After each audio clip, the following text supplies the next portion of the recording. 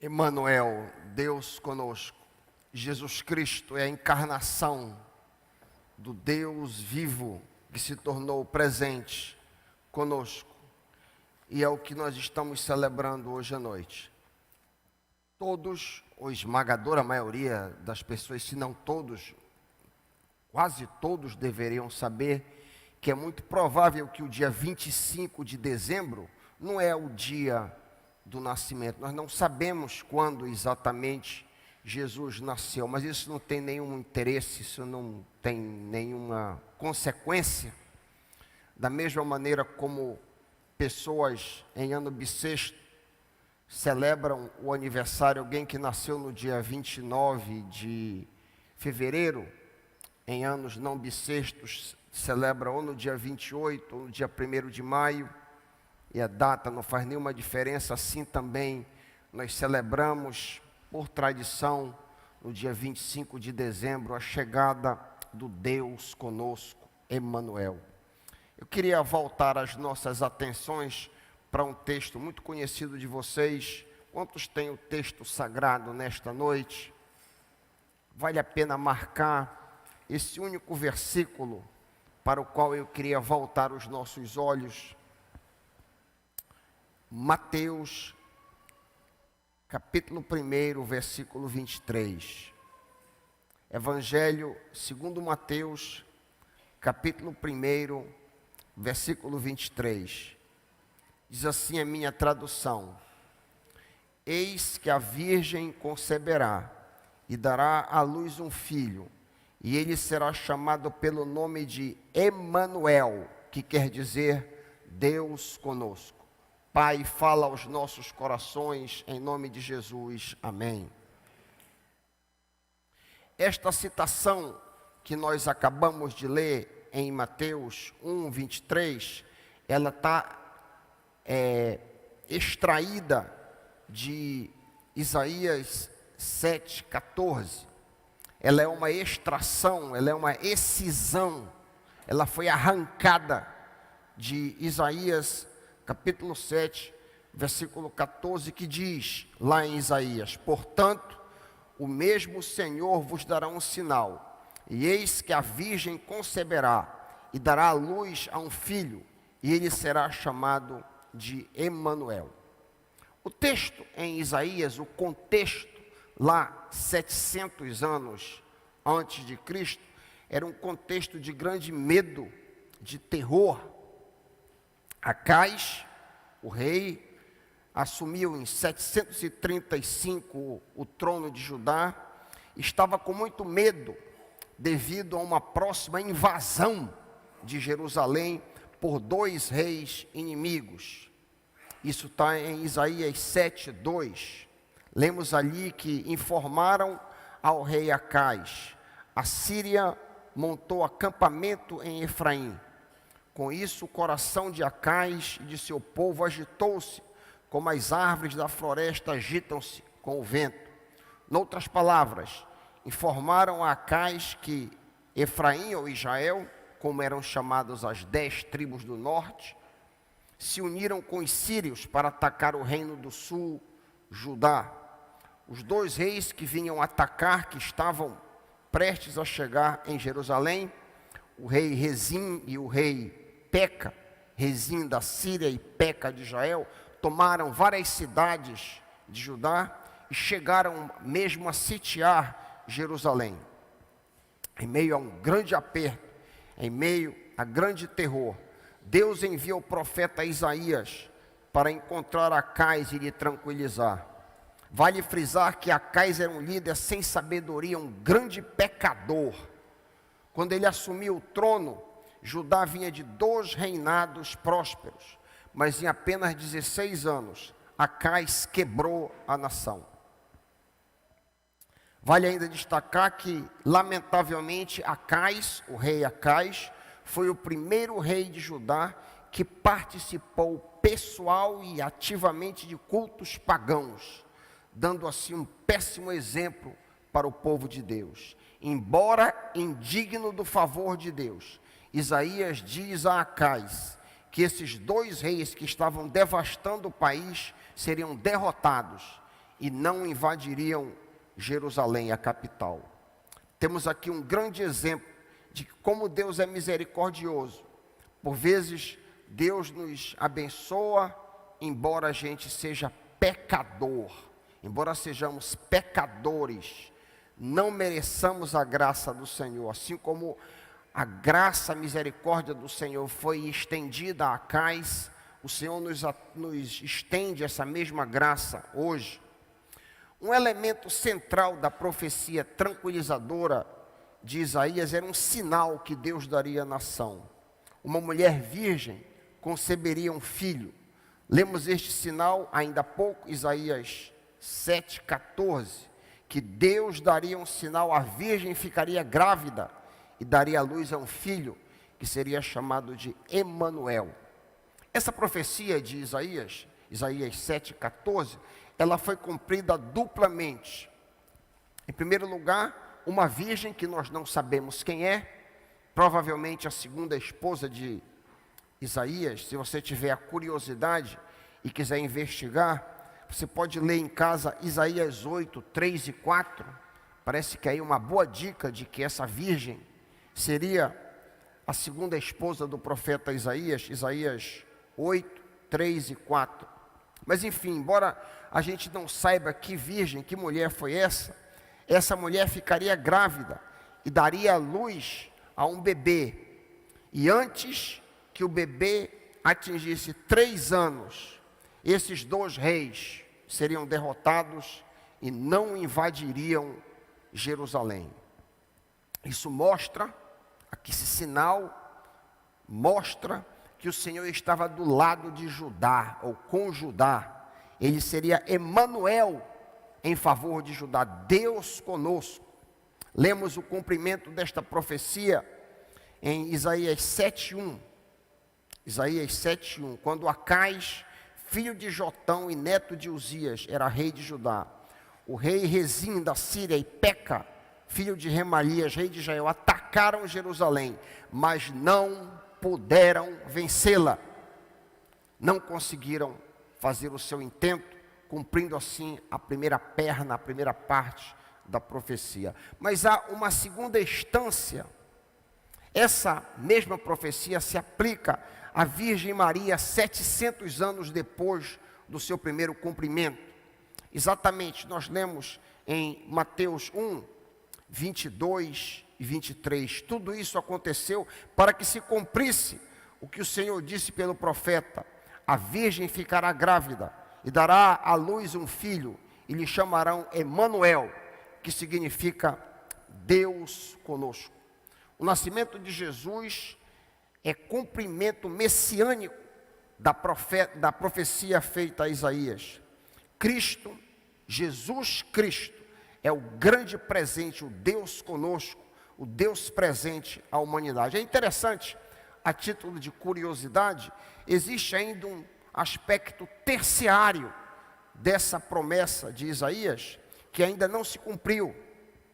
Esse Jesus carpinteiro que veio humilde, voltará ainda, ele virá, e ele estabelecerá um reino, ele será o governo, ele terá o governo sobre os ombros, ele será chamado maravilhoso conselheiro, Pai da eternidade, príncipe da paz, quando ele estabeleceu o seu reino milenial neste mundo. Então há um terceiro desdobramento desta mesma profecia em Isaías capítulo 7. O contexto de Mateus 1, 23, que nós lemos com respeito à chegada de Jesus, está envolto no sonho de José. Exatamente. É em meio ao sonho de José que essa profecia da vinda de Jesus é feita. Lemos esse contexto em Mateus capítulo 1, de 18 em diante. Eu recentemente descobri uma tradução que tem me ajudado muito a entender melhor a Bíblia. É a NVT. Se vocês não conhecem, recomendo a Nova Versão Transformadora. Eu leio a partir dela a Mateus 1, 18 a 25. Diz o texto santo: foi assim que nasceu Jesus Cristo. Maria, sua mãe, estava prometida para se casar com José, Antes do casamento, porém, ela engravidou pelo poder do Espírito Santo. José, seu noivo, era um homem justo e resolveu romper a união em segredo, pois não queria envergonhá-la com uma separação pública. Enquanto José pensava nisso, um anjo do Senhor lhe apareceu em sonho e disse: José, filho de Davi, não tenha medo de receber Maria como esposa, pois a criança dentro dela foi concebida pelo Espírito Santo. Ela terá um filho, e você lhe dará o nome de Jesus, pois ele, Jesus, salvará seu povo dos seus pecados. Tudo isso aconteceu para cumprir o que o Senhor tinha dito por meio do profeta: vejam, a virgem ficará grávida, ela dará à luz um filho, e o chamarão Emanuel, que significa Deus conosco. Quando José acordou, fez o que o anjo do Senhor lhe havia ordenado, e recebeu Maria como esposa. No entanto, não teve relações sexuais com ela, até o menino nascer, e ele lhe deu o nome de Jesus. Com certeza, Maria foi incompreendida. Maria, esposa de José, obviamente não foi entendida. Com absoluta certeza, ninguém em Nazaré entendeu o que aconteceu com Maria. Com certeza, todo mundo ficou cheio de suspeita com relação ao seu caráter, quando ela alegou estar grávida do Espírito de Deus. Por sinal, essa suposta mácula acompanhou Maria por toda a sua vida. Havia uma tradição que Maria havia engravidado de um soldado romano chamado Pântera.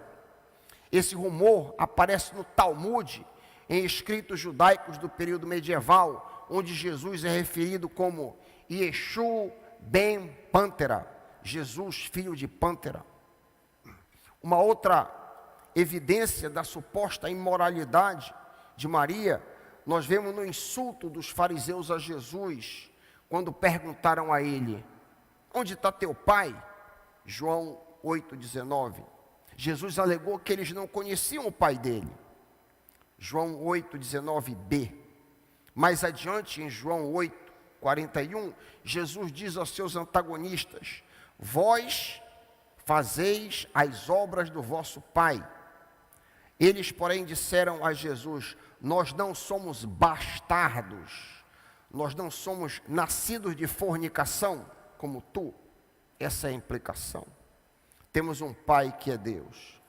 Tudo isso para mostrar que a obra do Espírito Santo em Maria não foi entendida por seus pares.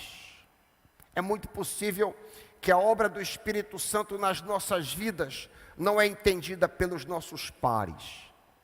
Nossos colegas de trabalho podem ficar perplexos com nossa atitude de não revidar quando somos humilhados, quando nós não mentimos quando todos mentem, quando nós não nos embriagamos quando todos se embriagam, quando nós não adulteramos quando a maioria adultera, quando nós não nos envolvemos em negócios escusos e ilegais quando muitos se envolvem.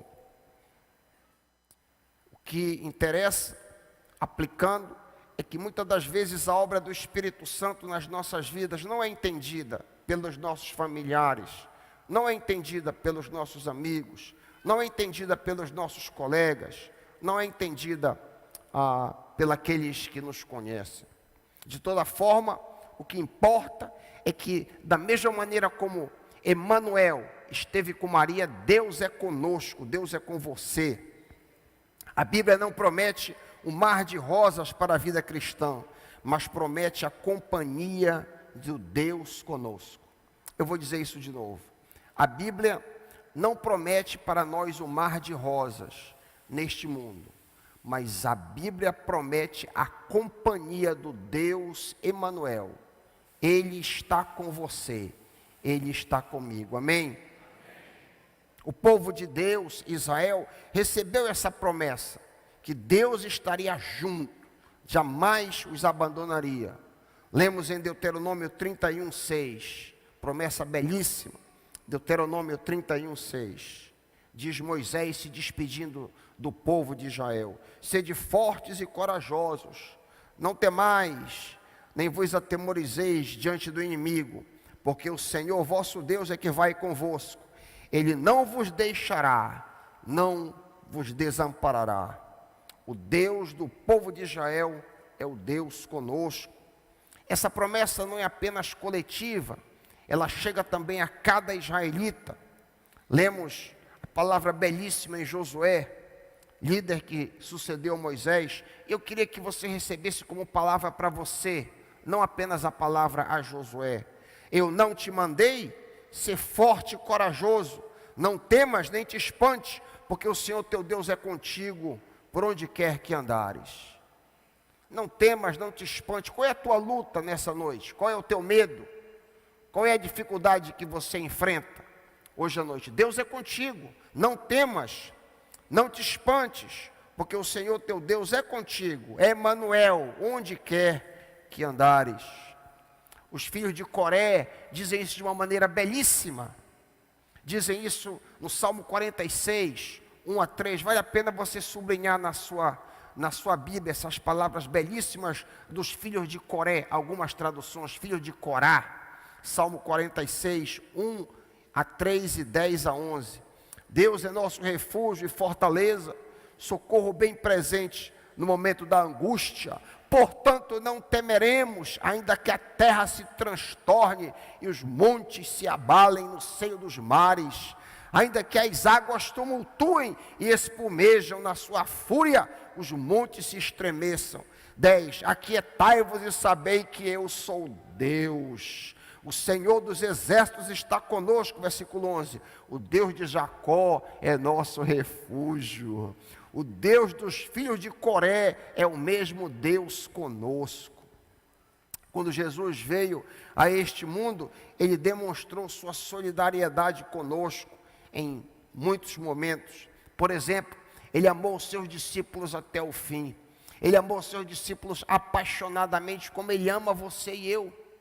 Eu gosto muito de João 13, capítulo 1. Ora, antes da Páscoa, sabendo Jesus que era chegada a sua hora de passar deste mundo para o Pai, tendo amado os seus que estavam no mundo, amou-os até o fim. É assim que Deus me ama, é assim que Deus te ama. Ele é Emanuel, Deus conosco. Quando Jesus se despediu deste mundo, Ele deu uma ordem e fez uma promessa. E eu quero focar na promessa. Ele deu uma ordem, toda a autoridade, Mateus 28, toda a autoridade me foi dada no céu e na terra. Portanto, fazei discípulos de todas as nações, batizando-os em nome do Pai, do Filho e do Espírito Santo, e ensinando-os a guardar todas as coisas que vos tenho ordenado. E aí tem a promessa. Olha a promessa, ouve. E eis que estou convosco, sou Deus Emanuel, todos os dias, até a consumação do século. Aleluia. Que promessa preciosa. Foi esse mesmo Deus conosco que nos ensina em Hebreus 13, 5 e 6. E eu finalizo. Não amem o dinheiro, estejam satisfeitos com o que vocês têm, porque Deus disse, não te deixarei, jamais te abandonarei. Por isso podemos dizer com toda confiança, o Senhor é meu ajudador, portanto não temerei o que me pode fazer o homem. No Natal, devemos sempre lembrar que Deus é por nós, Ele está conosco, Ele é a nosso favor. E se Deus é por nós, quem será contra nós? No Natal, devemos sempre lembrar que Deus é Emanuel, Ele se fez carne para estar ao nosso favor, para estar conosco, nos ajudando e nos dando uma vida de segurança neste mundo.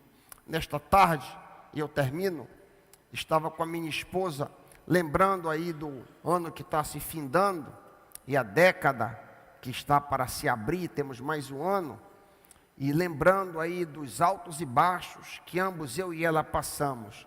E a gente pode ver a boa mão do Senhor, do Deus conosco, nas diversas situações. Na angústia, sim. Na tribulação, também. Na alegria, também. No sucesso. Mas quando a incerteza, a dificuldade, a tristeza vem, o Senhor está nos moldando. O Senhor está nos transformando, nos fazendo mais parecidos com Jesus. Ele é Emanuel, Deus conosco. Celebremos esse grande Deus que se fez carne e habitou entre nós. Feliz Natal.